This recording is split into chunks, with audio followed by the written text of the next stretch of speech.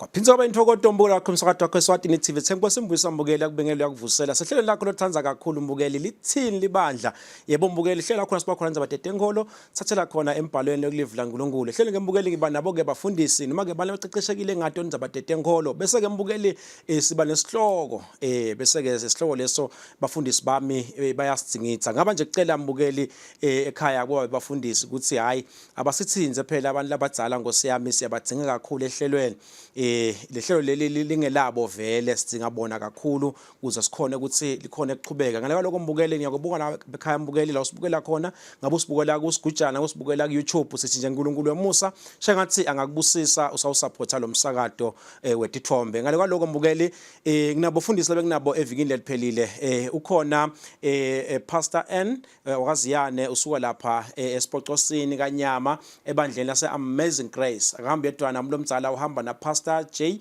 wakamamba usuka lapha eGrace House Fellowship eLutselutse lamhla ke mbukele sithi nje asesibuke ke buhle netingcinamba temshado siyathi ukuthi umshado kuningi lesingakhuluma ngako evini liphele besikhuluma nje ukuthi uyini wona lo mshado nyaloko sesibuke nje buhle nengcinamba bayomshado angivusele abafundisi bami sivele singene kuyo indzaba angivusele mfundisi yani.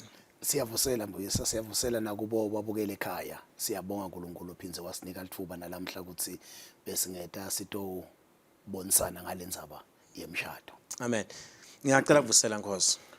Ngiyakuvusela mbukele ekhaya egameni lika Jesu Kristu siyavusela umsakazo wami nawe mfundisi Ziyane eqeleni kwami egameni lika Jesu. Amen. Asivele singene kuye mfundisi Ziyane lendzaba le but singakangeni kuliya lamuhla just a quick recap ukuthi ingabe vele evini leliphelile besikhuluma ngani atokhona umbukeli kujomelela kahle sike sathinza evini leliphelile ke mfundisi ukuthi ingabe vele uqala phi ke naso ubona ukuthi hayi ngathi sengidinga kushada mfundisi.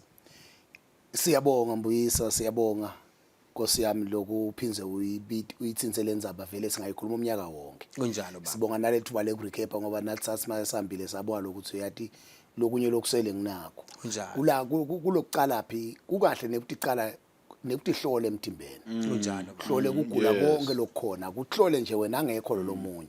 Naye bese uyamkhutsata ukuthi naye akade ihlole nawe sowuthi ihlolile. Kunjalo. Kungasho ukuthi sibeka lugibe yini. Kuhle ukuthi masingena sibe sathi ukuthi siphile kangakanani sithi ngabambisana ku. Angena eVisithi umuntu bahlole isimo sengane. Bahlole isimo sengadi basho usho umshina ukuthi cha lo emasotsha aphelele emasotsha kunjani. Akusho ukuthi kutawungqabela ukuthi ungabe kusashadwa but nje kuyasita ngoba umshado i-commitment. Le funa ukuthi lamalungiselelo maka proper utawukhona kuba sustained lo mshado. Usaphendula mfundisi kuyavuka nje ukuthi lo munye wendeka ashade nasemancane lamasotsha athuthuthi uyangena lo mfane abantu bafike eBoskoni bathi akunele wafika wena Skoni bhuti wagula umdlisile bhuti ungathini nje mfundisi kuloko besikhuluma ngaka evini leliphelile. Siyabonga kakhulu mbukeli ekhaya sibonge mfundisi wami sibonge babeziyane mfundisi. Amen. Empeleni kuliqiniso lokho la kushoko umfundisi yani. Empeleni vele indzaba ifuna iqale ekwatini isimo sakho sempilo nje ukuthi sinjani. Leyo imqoka kakhulu ukuthi dad wena nje ungakashadi ungakalungisi nje ukuthi uzafuna kuyoshada. Uhlala udad nje ukuthi unjani. Umqoka kakhulu ke lokho masithi ke bantu abathatha isimo sabo labaningi bagijimela ukuthi sikhuluma ngeHIV cha sikhuluma ngempilo impilo nje imqoka ngoba lesine isikhathi ukhanza ukuthi lo munye sonashukela lo songenile akuthi thiki kodwa uyafuna kuyawushada manje akunyakade kugula lokho kuyelashwa lokho manje ufuna ukuthi elashwe lo muntu aphile lo muntu awushada nayo nema expectations ufuna khanze indoda nyakade kunjalo hey ngosiya lapha kuyasembuyisa mbukelo wami lapha kuyasetshenzwa ufuna kuyosetshenzwa lapha manje mawathi hloli wena ungathatha uthi unjani uthini nje vele empeleni Lekuhlolwe ukuthi uphilile yini. uphilile yini Ngiyabonga kakhulu mfundisi, ngiyafuna singene kuleya lamuhla. Ngiyabona umfundisi ongena kumoya. Imnanzi vele lendzaba lasikhulumisa. Ngiyafisa ke mfundisi, nje masikhulumisa buhle nengcinamba temshado. Yini vele buhle bemshado? Ngikhuluma nebantu lapha labashadile. Ushilo mfundisi wathi usonabo 17 years ushadile. Yini buhle bemshado? Buhle bemshado kwecala nje lokuthi into lemcwa kakhulu, especially kithi thine labakholwa, into lemcwa kakhulu uthando.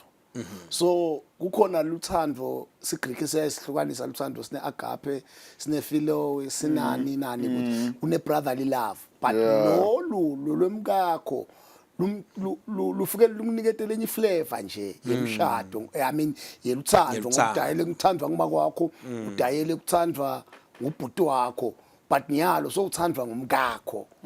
Sekuhlukile lento leyohlanayo every day. Awubhuki kwakho nje ukuthi lo ungilala nje umkami uyangithanda is missing me. Uyathi ukuthi ngidawubuke uthando nje. So kuletha lokho nje buhle babo ngiloko now uthi you've got a partner lo sewathi nje ukuthi esibhedlela noma sengiyabanjwa ngiloko lokungibambako ukhona uthi abahleli ngeke bekushintshana bosisi noma kushintshana make waqala kunginaka ngimikisa emijoveni ngolo kuyogoma nanyalo noma sekumdzala sekufuneka kube ngumake futhi kube ngumake but kuba khona umuntu wenda ngothando lento. So ukunika nje a partner lohlukile kunabo for wenu lohlukile kunama kwakho lohlukile futhi nababo wakho mangabe wesifazana. So umshado umhle ngaloko singabakhuthaza abantu ukuthi abashade into lento. Ngiyabonga kakhulu. Ufuna nje mfundisi kungeda mhlambe khona ufuna kungeda kula cicatha khuluma ngako mfundisi buhle bemshado. Impeleni siyabonga kakhulu mbukele ekhaya, siyabonga mfundisi kakhulu Mnqekwe Nkosi, ubeka yona mbamba kuhle kuba nemuntu oseqeleni kwakho. Empeleni buhle bakhona lobunye lengingabusho ukuthi uma unalona eqeleni kwakho longumhlobo wakho longumngane wakho niya lesitunge siyaphela lesitunge kunjalo ba ngobe abantu babulawa sidunge. Lo munye ukhanza dlala injuba uze kushaya bo 11 ebusuku ubulawa sidunge kanti phela kunemhlobo wakhe lemuthi ngawuqoqa naye mawushayisa emsebenzini ushayisela uthi ngisajaka kumhlobo wami ngobe unalo buhlobo unalo bungani nalo muntu le togetherness yena uthi kube nemfudumalo lana buhle bemshado ke lo ukuthi buhle bemshado nekuthi phela iprocreation ikhona mawushadile nje ukuthi awukhona ukuthi kukhipideke. Yes. Umlibalo uyaphambili. Impilo iqhubeke. Amen. Amen. Ngiyabonga kakhulu umfundisi wami. Ngiyafisa lapha mfundisi Ziyane singene kuna indzaba naye. Lo munye umuntu umfundisi nje masikhuluma ngemshado. Sibamthembise kakhulu. Bamthembisa but bagcine bangakamthathi bangene emenene.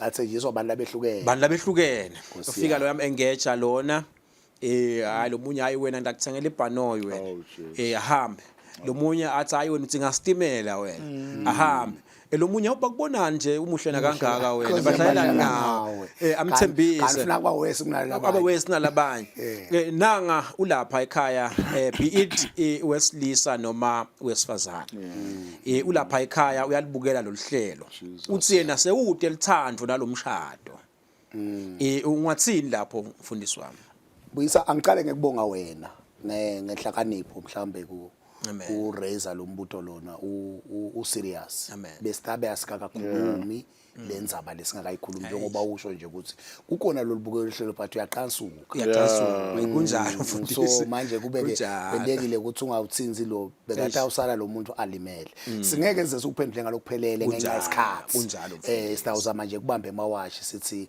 kuba phecelezi ama combination of many factors kunjalo labangela lokho lokunye ukhanza ukuthi kukumoya umoya kufuna nje ufuna kuthandazelwa lokunye counseling yes ufuna nje ukukhanselwa ahlale phansi lokunye uphephiswa uNkulunkulu kunjalo uthe ungakhali wena bekulibhubesi lela Bekuyibisi lela. sabane lesa wakho useda simtshele lokho umlaleli ekhaya ukuthi ukhona uNkulunkulu wethembekile umshado iidea yakhe angajabi lokunye ngoba shothi lokunye singakuthola masisilele sikhuluma naye kodwa nje ngalamafishane angajabi akaqhubeke abe nefaith emshadweni ngoba umshado iauthor emshado uNkulunkulu ngendeka kube uNkulunkulu bekamphephisa kubantu laba mahamunca ngabe nyalo uyakusola la mhlawumbe ngabe so divorce divorce so uNkulunkulu usamlo kanjani lokunye akamele isikhathi saNkulunkulu kunemadimoni ufuna ukuthandazelwa mhlambe leka kwavalwa xa ukuthi uyawushada la ukuthi uyabanjani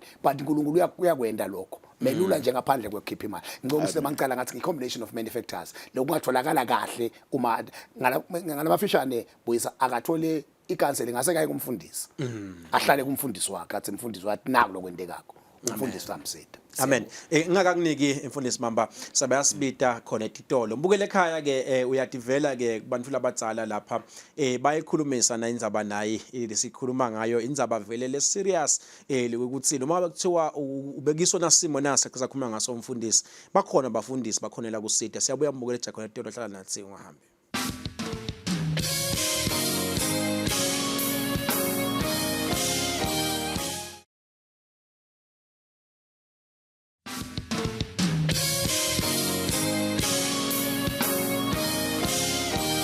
Sehleleni lakho mbukeli lithini libandla sibuka nje mbukeli buhle noma netingcinamba noma ke ama challenges lasemshadweni siyathi ke uthi umshado mbukeli akusiyo into lembi ngeke sithi nebubi ngamane nje kube netinkinga lekufuna isigcine sithi overcome mfundisi Mamba lapha sikhulume indzaba lenkulu lapha nemfundisi singakayithi itolo indzaba yananga umuntu nangu lothole ema engagement ama promises lamanengi athuthi solibambile leligala liphuke manje ugcine uyatisola lo munye ngendeka sofuna ukuthi ibulala kuthi hayi shothi mina ngisile lihlobo lethathwako lokhu nginayo imali ngakhona nekuthi shada mina yakhanya nebukhanya eliqiniso umnyaza athi lobolo nekudlobolo lo muyatobolo ukudlobolo kwathini lapho mfundisi amen usha yona umfundisi siyani diningi letinfo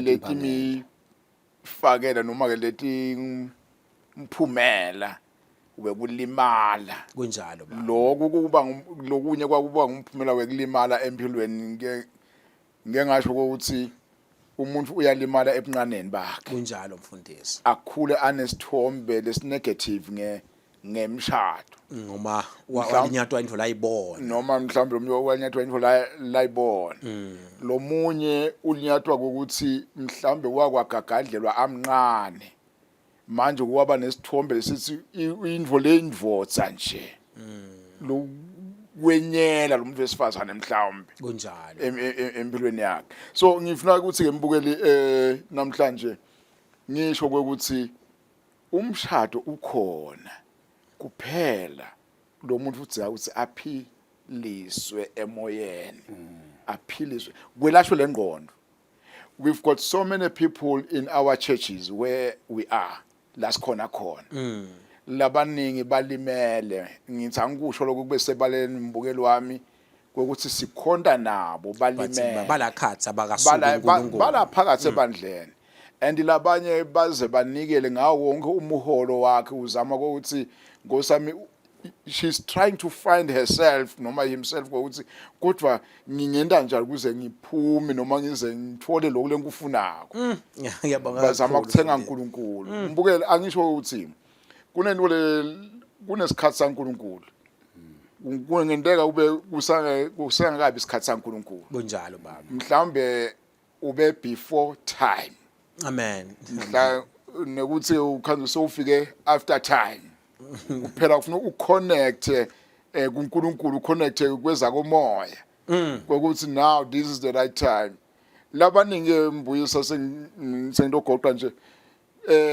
boza sewethu labaningi ikhathi labo tifikile tifika mbamba futhi but bangaboni ukuthi this is the time Amen. bangaliboni ukuthi isikhathi sami lesi Usho bawayeka lamathuba. bawayekela lamathuba but ke uNkulunkulu ngobe uNkulunkulu wesikhathi sonke Laphinze lifike. namanje umlaleli wami lapha ekhaya noma ngawulimele ngayiphi indlela sisekhona isikhathi kusengiso sikhathi saNkulunkulu.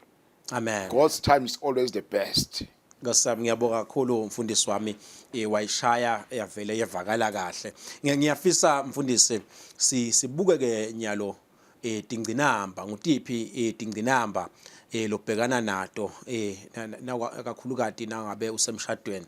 Ngiyathi ukuthi angeke sitibale tonke because lokunye umshado practical lokunye kuvela kube kusha hawu lokhu bebangangitsheli ngako counseling sekuvelile nje kuyingcinamba lekufuna uyi-overcome. Ngabe ngitiphi nje lesingatibala mfundisi ingcinamba lokhanza ukuthi bantu babhekana nato nabashadile mabashadile siyabonga lokuthi Vuyiswa usho lokuthi ma challenges lavelako la khona futhi le silokhwanja lesikhuthatha kakhulu le counseling ngoba le counseling yani preparation for the known and for the unknown. Nathi lokho ukuthi hayi kude lokonakele is part of the journey. So ngiko siyikhuthatha le counseling because I prepare in preparation lokushada ukuthi ngathi ukuthi atawuba khona ema challenges but ema challenges are overcome kanjani. So ema challenges laba khona kuba ngokuthi kusuke bese kuqhamuka kugula kulomunye okunye sekupe permanent ngokunye kusheshe kuqhamuke futhi ishadile 2 years 3 years uqhamuke kugula lokunye kuthi umntwana akatholakala kwadiwa kuqaleke kufunwa ukuthi nguphi lapha lahle engakhona ngicela nikhombane emehlweni yabo andike bavele bakhombe lo mntwana bani ukuthi ayingilo. So ngema challenges ngoba mamingena nisuke ningadi ukuthi indawo lokhwanja 9 but konke babe lithi Vuyiswa nayo umlaleli ekhaya diningi inhlupho evela abakholwakho kodwa uNkulunkulu bakhulula kudodo. So ama challenge akhona but they are overcomeable. uNkulunkulu ukhona utasita nje ubasho Vuyiswa ukuthi maningi singeke sawabala ngoba umuntu angevunga ukuthi inaba ibali le yami siza ukufambakanya ukuthi nale yakho likhona likhambi. uNkulunkulu uthi manje diningi inhlupho letivela kolabakholwako including labashadile kodwa uNkulunkulu ubakhulula kudodo. Ngiyabonga kakhulu ngeke ngose angathi mfundisi kukhona yini mhlambe longakwengeta lokulakucitha ukukhuluma ngako umfundisi Embukeli lapho ekhaya ingqinamba diyawuhlala ikhona. kunjani baba? As long ushadile as long usaphila kulomhlaba ingqinamba diyawuhlala ikhona. Lalela ke mbukeli wami lapha ekhaya yathi kahle ukuthi lo ushade naye akusiyo ingelozi kumuntu kunjani akusiyo ingelozi kumuntu and usanga graduate kulomhlaba usetawuphila naye kube netinto letivelako letinye titakwetfusa kunjalo baba letinye usohle naye bo 27 years kuvela okusha nje wethuthi naloku kukhona naye lo mfana abantu ange ethuke ngimbusi naloku kukhona impilo luhambo. And lokunye embukeli lapho ekhaya ungawabalekele ema challenges ema conflicts will be always there. Sizathu sakhona niqhamuka tinzelo letehlukahlukene. Yes anifanani ingane kwala ngisho kwala ema twins atole kanye akafanani empilweni kunema challenges umuntu une challenge yakhe leba khona. So ungakubalekeli umshado ukhona qhubeka emshadweni ungene emshadweni ufunze ku-accepta noma ukufika ku-acceptance. Amen. Kunento lethinsathu ngicela ukuthi kudisho nje kancane. Okay. Ngitendlusa ngeke ngithi qhaze kabantu kodwa nje ndawutendlulisa. Tendlulisa mfundisi. Yes. Empeleni ngiye ngithi mangikhansela labashadako laba kuyoshada ngithi kune stage sekuqala 3 stages. Stage sekuqala it's a honeymoon stage. It's a honeymoon stage whereby konke ukubona kukahle nebubi banetigweqe tami nabe nginetigweqe awutiboni naw mangiyami ngimuntu losimiti lodla kakhulu awungiboni ngobe kunalothando honeymoon stage. Yesibili mfundisi all things are good tonke into ihamba kahle mangimisa imoto ngifuna ngehle ngiyokuvulela konke nje all is well. Amen. Kanti leso stage leso siyendlula lese honeymoon stage sifike ku conflict or ku discovery stage whereby you discover the person loshade naye ukuthi ngubani bambamba lo Amen. sekuvela the character yakhe yebuntu Kunjalo. ukuthi ngubani ngishade naye ngilokhu ubhlungu embuyisa nawe mbukeli nawe mfundisi wami Ziyane ukuthi labaningi baphelele lo stage 2 bangafiki bangayifiki ku ku stage stage 3 3. whereby ngisibita ukuthi it's an acceptance stage Okay. whereby you accept the person the way langiyo Langiyo. ngeke uguqule ungathi bayabulalana lamhlanje ukuthi ngathi bayadivorce kangaka sizathu umuntu wehluleka kufika ku stage 3 se acceptance amshaya umuntu amshaya ukuthi ngifuna uze ufane nami angeke sifanane mbuyisa Cha ngiyabonga kakhulu mfundisi wami embukele ekhaya ke uyadivela ke umuntu omdzala lapha sokuchazile mfundisi Mamba ukuthi le stage lethi etinzathu asingapheleli ku stage 1 asingapheleli ku stage 2 asifike na 3 nakhona sedlule semukelane emshadweni siyabuya mbukele Jakhona Etolo hlala nathi ungahambi.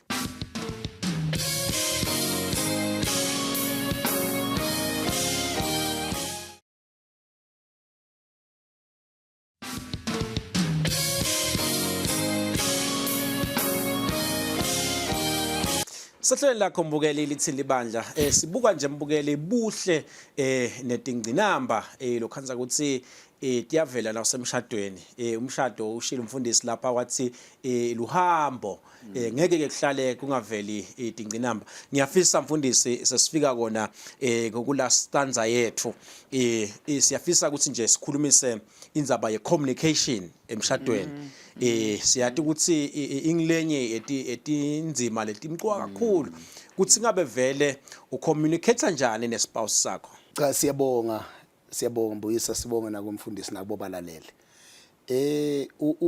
lokumcoka ku-communication i-communication vele imcoka konke ngoba kuze kuziyena kuthiwe seniyathandzana kwaba ngeyi-communication kunjani kwaba ukuthi lo munye wakhulumisa lo munye akuthulwanga nje nasehamba kanye kanye so vele kufuna singede sayilahla and kufuna ichubeke ibe mutual njengoba yayinjalo kunjalo ba ichubeke futhi ibe respectful njengoba yayinjalo kuthi lokushintsha emshadweni kufuna sichubeke nje bamhloniphe make futhi babambeketelele make kunjalo njengoba umbeketela athi makasathi usawuqabanga aphinza ambeketela naye makafunze kubeketela babe lokunye mhlambe communication lokuba key respect ukuthi whatsoever lo zama ukucommunicate kulo muntu akube ngenhlonipho noma ngibaba ukhuluma namake noma ngimake ukhuluma nababe akube ngenhlonipho mhlambe kwegcina lokunye lesifuna sikufunze singema couples ngule body language kunjalo ba umtimba buso bemkakho ifunze ukuthi uyakhuluma nemnumzane emfunze ukuthi uyakhuluma ngalobuso ba umfunze ungabe sungedaleni inkulumo ngani yakhuluma lama kufuna asakhuluma nje babe mfundisi Nceke lenkosi lama stages kwathi efuna simgcine senatana khona ukuthi uyathi ngeke ngifake phela lenzaba mangimbuka already unenkulumo so akusile verbal kuphela but lenye kufuna sibuke nangema signs ezistylana. Ngiyabonga kakhulu mfundisi ngiyacela nje sishaye kafishane mfundisi ni communicate kanjani nespouse sakho. Empeleni ema levels of communication it differs from each family Kunjalo ayifanani indlela engicommunicate ngayo nemkami ngeke kube indlela engicommunicate ngayo umfundisi Ziyane nemkakhe sehlukene ema levels ethu adependa ukuthi ukhule njani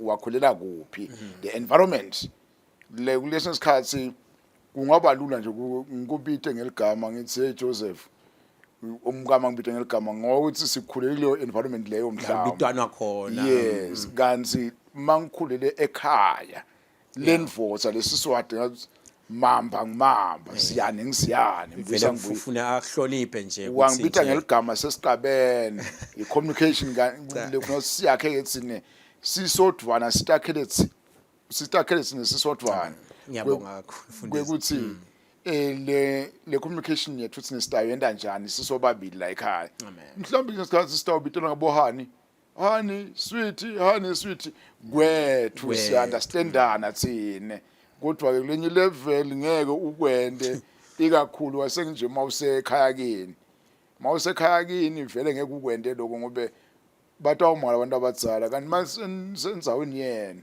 Ngakude nitawukhona ukukhuluma nisuthane nibitane ngalawo magama nibitana ngawo nekuthi ke lala kushito umfundisi wami ukuthi i-communication iya nge-respect imqoka kubhobokela noma kukhulumisana ngenhlonipho. Amen. There are so many things letanyatwa ukuthi asikakhulumisana ngenhlonipho noma bebethi liqiniso kodwa ngendlela letibekeke ngayo Kufanele tibekeke ngenhlonipho. ngiqala ukuthi ke ngisho umlaleli noma kumbukeli ekhaya ukuthi gadza isikhathi lokukhuluma ngaso Amen.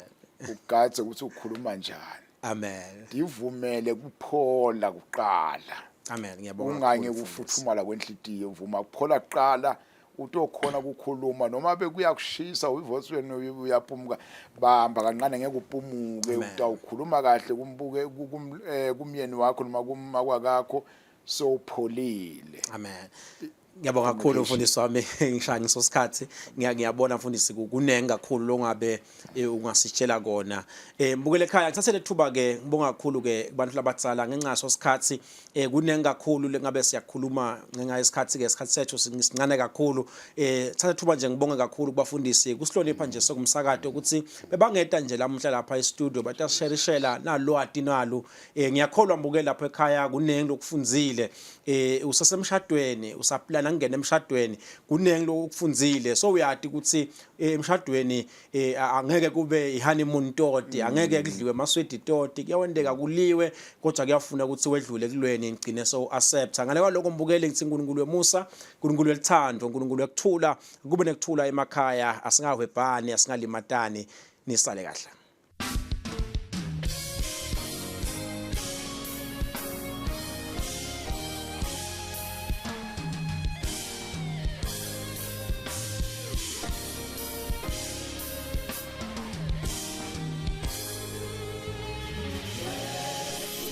Kubiza ngwenya sithi Jesuke